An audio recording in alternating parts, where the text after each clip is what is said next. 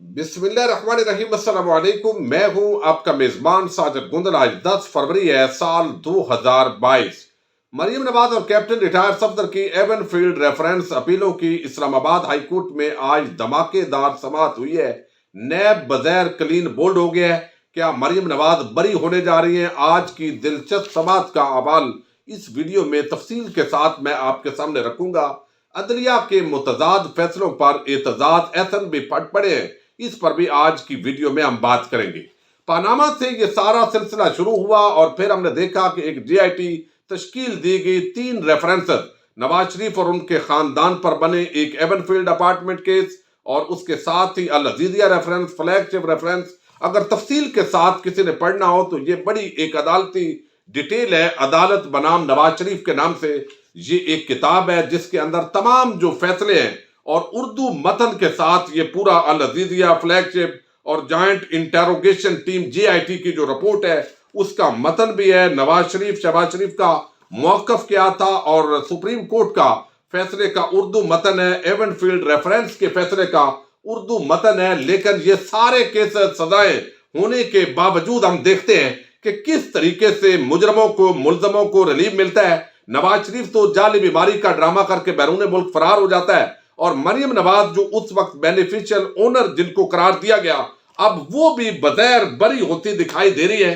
बादी और नजर के अंदर मैं बात करूंगा और मैं कोशिश करूंगा कि कोई ऐसी बात ना हो जिसके अंदर हमारे मुअज़्ज़ज़ जजेस की और अदालत की तौहीन हो जाए। लेकिन ज़ाहिर है 22 करोड़ आवाम जो है वो इस पूरे मामले को देखती है कि साल हर साल मुकदमात जहां से शुरू होते हैं वहीं पर उनका इख्तिताम होता बगैर नजर आता है। ये एवनफील्ड रेफरेंस उस वक्त के एहतसाब अदालत के जज, आपको इल्म है सुप्रीम कोर्ट ऑफ पाकिस्तान ने आगे रेफरेंसेस बनाने का हुक्म दिया और उस जेआईटी बनी, उसकी रोशनी के अंदर जो सिफारिश की गई और फिर हमने देखा कि जज मोहम्मद बशीर साहब एवनफील्ड रेफरेंस के अंदर उन्होंने सजा सुनाई नवाज शरीफ को 10 साल के लिए और 1 साल उसमें मजीद इजाफा हुआ उनके नैब से तावन ना करने की वजह से, और ये 11 साल सजा हो गई, 80 लाख पाउंड जुर्माना। मरियम नवाज की 7 साल सजा थी और फिर 1 साल नैब से तावन नहीं किया, 8 साल हो गई, 20 लाख पाउंड जुर्माना हुआ। इसी तरह कैप्टन रिटायर्ड सफदर को 1 साल की सजा दी गई और ये सजाएं जो है वो बामुशक्कत सजाएं थी।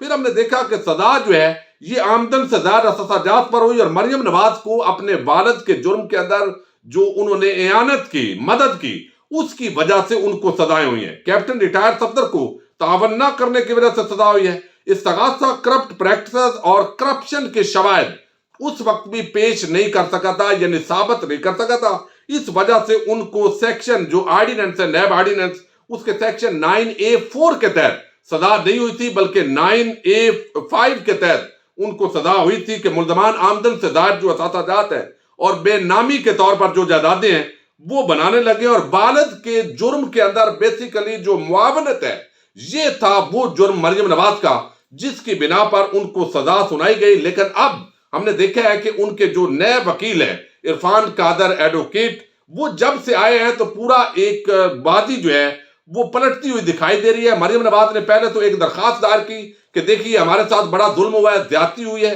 पॉलिटिकल इंजीनियरिंग हुई है, और आज भी उन्होंने एक दरखास्त और दायर कर दी है और कहा गया है कि उसके अंदर देखिए कि उस वक्त के साबिक जो आज DGISI भी रहे हैं फैज हमीद साहब, वो एक उस वक्त शौकत अजीज सदीकी साहब जज साहब के पास आए, उन्होंने एक तकरीर के अंदर ये हवाला दे दिया है। जज मोहम्मद बशीर साहब और जज अरशद साहब उनका हवाला दिया है, जो वीडियो के मामला है उनकी वीडियो आई है। ये सारी चीजें वो बयान करती रही हैं, लेकिन नैब जो है उनको अब ये साबित करने का कहा गया है कि आप बताइए कि किस तरह ये बेनिफिशियल ओनर है। अब देखिए जायदाद अगर लंदन में होगी तो पाकिस्तान के अंदर जो हमारा कानून है वो बड़ा टेक्निकलिटीज के अंदर जब आप पढ़ेंगे तो फिर कादी फायद हिस्सा है वो बगैर मनी ट्रेल दिए हुए भी बिल्कुल बेगुनाह साबित हो जाएंगे। नवाज शरीफ भी मनी ट्रेल नहीं दी, आज सदा है, कल खुदा न खास्ता वो बरी हो सकता है। तो जायदादें बनाई हुई है लंदन में, बैरून मुल्क ऑफशोर कंपनीज बनाई हुई है। तो अगर नैब ने, FIA ने, इदारों ने साबित करना है कि ये जायदादें इनकी हैं और ये पैसा गैर कानूनी तरीके से गया है, तो ये हमारे इदारे शायद उस तरीके से साबित ना कर सके। दरअसल जब तक इन लोगों से आमदन से ज्यादा सजात और इन मामलात के अंदर सवाल नहीं पूछा जाएगा बुनियादी तौर पर कि आप बताइए कि आपकी कितनी जायदादें हैं, یہ حلال کی ہیں تو اس کی منی ٹریل کیا ہے، آپ کیسے پیسہ لے کر گئے، کہاں سے کمایا، اگر یہاں پر رکھیں گے تو پھر یہ سارے جو چور ہیں، ڈاکو ہیں، وہ پکڑے جائیں گے۔ اگر تو اداروں نے ثابت کرنا ہے تو ان کے پاس اتنے گر ہیں اس طریقے سے چھپانے کے کہ انہوں نے اتنے آگے فرنٹ مینوں کا ایک جال بچھایا ہوا ہے کہ اس طریقے سے آپ ان سیاست دانوں کو اور کرپٹ جتنے بھی ہے، کوئی بیوروکریٹ ہے، ریٹائرڈ جرنیل ہے، ریٹائرڈ جج ہے، جس پر بھی کرپٹ پریکٹسز کا الزام ہے، کرپشن کا الزام ہے، چوری کے پیسے کا الزام ہے، وہ ثابت نہیں ہو سکتا۔ تو آج جو سماعت ہوئی ہے، اگرچہ یہ لمبی چوڑی سماعت ہے، لیکن 1.2 جو ہے اس کے اندر خاص طور پر بڑے عام ہیں۔ ایک تو یہ کہ ہمارے معزز جو جج صاحب ہے، اس وقت جو بینچ ہے، آپ کو علم ہے نواز شریف کی جو اپیل ہے وہ علیحدہ ہو گئی ہے، اور اب مریم نواز اور کیپٹن ریٹائرڈ صفدر کی اپیلوں پر سماعت ہو رہی ہے۔ ایک تو عام سوال انہوں نے کہا، جی بتائیے، اگر والد جو ہے اس نے جائیداد غیر قانونی طریقے سے بنائی اور اپنے بیٹے کو دی، تو اس کے اندر بیٹی کو آپ کیسے قصوروار ٹھہرا سکتے ہیں؟ بتائیں جی۔ اب نیب جو ہے اس کا کیا جواب دے گا؟ وہ کہتے ہیں کہ اس نے اعانت کی، جو بھی کیا، لیکن بتائیے بیٹوں کو غیر قانونی کرپشن، چور بداری سے نواز شریف نے اپنے بیٹوں حسن حسین کو یا بیٹی کو بھی پیسہ دے دیا ہے، وہ غیر قانونی تھا، تو اصل مجرم تو ہوا باپ، بیٹی جو ہے وہ اس کی کیسے مجرم ہے؟ یہ ایک بڑا عام سوال ہے۔ اور دوسرا جو ٹرسٹ ڈیڈ کے حوالے سے معزز جسٹس جو کیانی صاحب، غالباً محسن اختر کیانی صاحب نے یہ ریمارکس دیے ہیں کہ ٹرسٹ ڈیڈ جو ہے آپ ہمیشہ کہتے ہیں جعلی ہے، یہ ٹرسٹ ڈیڈ کو آپ جعلی نہیں کہہ سکتے۔ معزز جج صاحب نے ریمارکس دیے ہیں، اس کو آؤٹ ڈیٹڈ کہہ سکتے ہیں، یعنی چونکہ جو سگنیچر کرنے والے ہیں انہوں نے تو باضابطہ طور پر جو ہے اس کو انڈورس کیا ہوا ہے کہ ہم نے سائن کیے ہوئے ہیں۔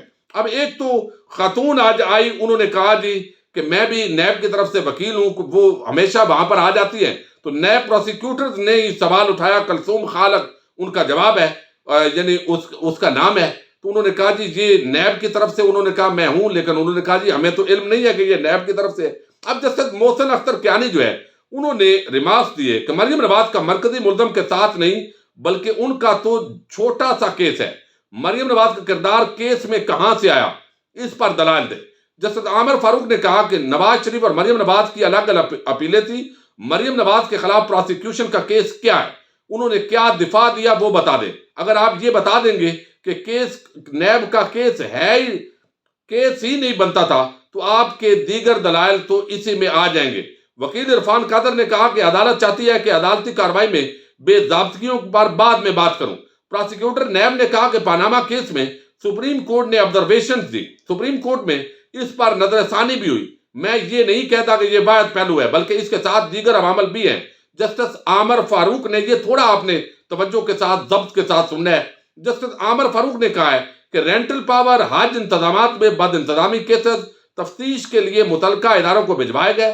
عدالت نے کہا کہ کیس مختلف ہے، عدالت نے ان دیگر کیسز میں مانیٹرنگ جج نہیں بنائے، چونکہ یہاں پر اس لیے مانیٹرنگ جج بنایا گیا کہ شاید اس وقت حکومت نون لیگ کی تھی اور وہ اثر انداز ہو سکتی تھی، اور یہاں پر جو ہے آپ کا کیس یہ ہے، جسٹس عامر فاروق نے ریمارکس دیے کہ آپ کا کیس یہ ہے کہ پروسیکیوشن اپنا کیس ثابت نہیں کر سکی۔ اگر کیس ثابت نہیں ہوتا تو سپریم کورٹ کی آبزرویشنز کا مسئلہ نہیں رہتا۔ عرفان قادر نے کہا کہ پہلا کیس ہے جس میں سپریم کورٹ نے تحقیقات کو سپروائز کیا ہے۔ سپریم کورٹ جو ہے کا خیال تھا کہ چیئرمین نیب کو نواز شریف نے تعینات کیا تھا تو انکوائری نہیں کرے گا، سپریم کورٹ کو کیا امر مانا تھا کہ نیا چیئرمین لگا دیتے۔ عدالت نے عرفان قادر سے مکالمہ کرتے ہوئے کہا کہ کیس پیش کریں کہ پروسیکیوشن نے اپنا کام کیسے پورا نہیں کیا۔ عرفان قادر نے کہا پھر تو میں 2 منٹ میں بتا دیتا ہوں کہ نیب نے اس کیس کی انکوائری ہی نہیں کی۔ مریم نواز کے وکیل کو جج محمد بشیر کا نام انہوں نے لیا تو کہا گیا کہ آپ ٹرائل کورٹ بولیں، ان کا نام نہ لیں۔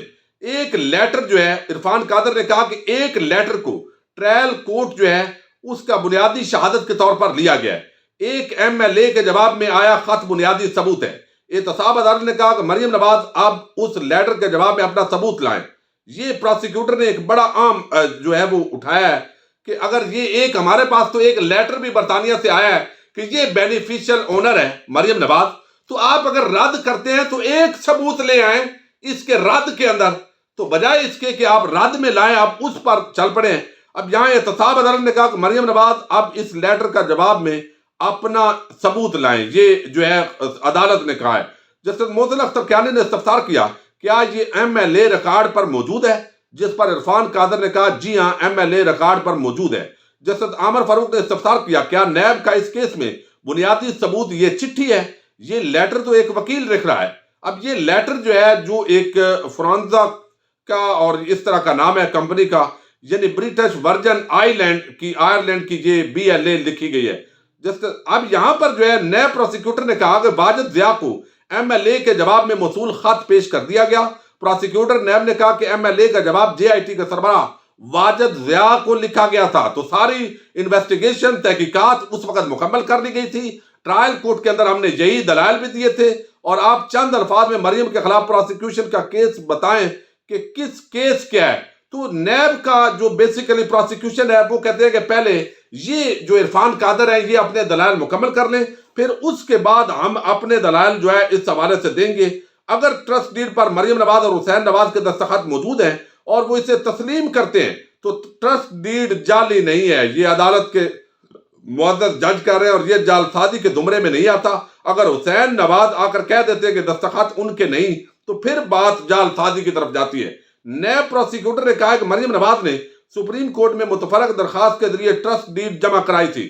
جب وہ JIT کے سامنے پیش ہوئی تو کہا کہ یہ ڈاکومنٹ درست ہے۔ ہم نے ٹرائل کورٹ کے دوران یہ ثابت کیا کہ ٹرسٹ ڈیڈ جعلی ہے اور مریم نواز بینیفیشل اونر ہے۔ ایون فیلڈ ریفرنس کی اب جو سماعت ہے وہ 17 فروری تک ملتوی ہوگی، اور ایسے لگتا ہے ہمارے یعنی کوئی بھی ایسی میں نے کہا بات نہیں کرنا چاہتا جو توہین کے زمرے میں آئے، لیکن جو نیب ہے اس کو اب ثابت کرنا پڑے گا، اور نیب جو ہے اس طریقے سے اس کے لیے ثابت کرنا انتہائی ظاہر مشکل ہوگا۔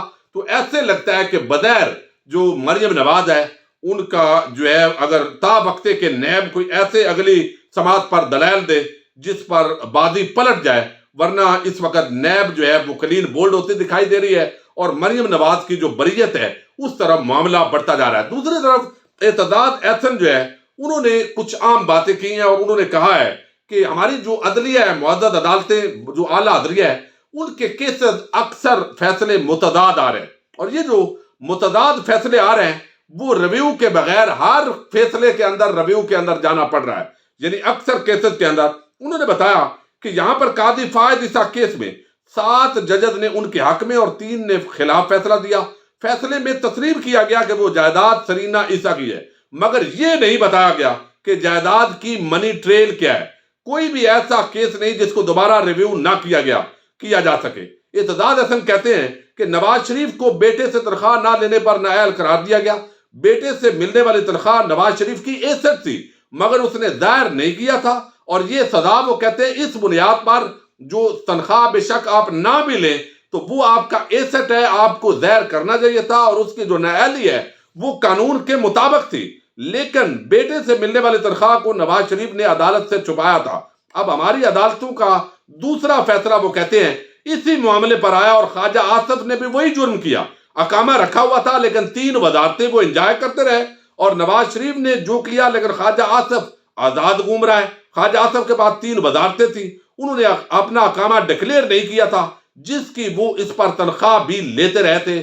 وہ وزیر خارجہ بھی رہا اور اقامے پر 40,000 درہم تنخواہ بھی ملتی تھی، لیکن اس کو سزا نہیں سنائی گئی۔ تو عدالتوں کے جو ہمارے فیصلے ہیں ان کے اندر تضاد ہوتا ہے، ریویو میں جانا پڑتا ہے، تو انہوں نے اس پر زور دیا، اور باقی چیزیں روٹین کی ہیں، چونکہ ویڈیو لمبی ہو جائے گی کہ کس طریقے سے شریف خاندان ہمیشہ چونا لگانے کے اندر ماہر ہے۔